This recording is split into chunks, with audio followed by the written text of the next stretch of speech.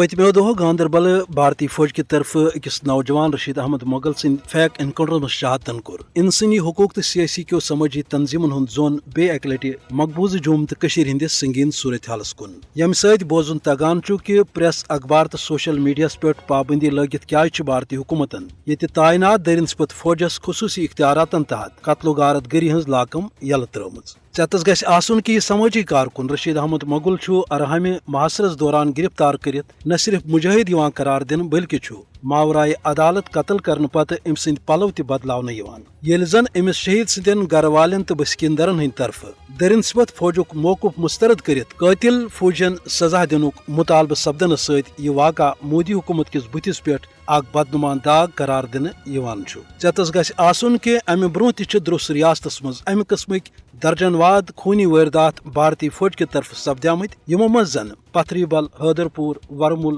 چھٹی سنگھ پور مسل تو شپین ہی سانحات آز تہ لکن ہندین ذہنن تو دلن مز تازہ چھ تو یمن خونی کاروائین مز ملوث فوجین سزا دن بجائے بھارتی حکومت کی طرف تمن بچاؤ تو انعام آو دن بلکہ اس پاو تہ ژتس کہ انسانی حقوق کس معروف کارکن جلیل احمد اندرابی سند شہادت یم سندس قتلس مز ملوث میجر اوتار سنگھس سزا دن بجائے بھارتی حکومت تس امریکہ سوزان چھ مگر یہ وین قدرت سند کرن تو تسند انتقام کہ تت اوتار سنگھ پنن شرین بچن قتل کرنے پتہ پانہ تہ آخر خودکشی کران اس لیے ہیکن شہید رشید احمد مغل سند گھر ول یہ امید تھیت کہ تسندس شہادتس مز ملوث بھارتی فوجی اہلکارن کیا ہیکہ قابض حکومت کی طرف سزا ملت ویسے تہ یمہ بی جے پی کی طرف یل معروف جسٹس لویا سندس قتلس مز ملوث امت شاہ سزا دن بجائے سو بھارتک وزیر داخلہ بناونہ یہ تتہ انصاف ژھانڈن گو پانس دھوکہ دن البتہ رشید احمد سند گھر ول ہیکن یہ آش تو امید تھوت کہ ضرور دی یہ خون ناحق بارو تو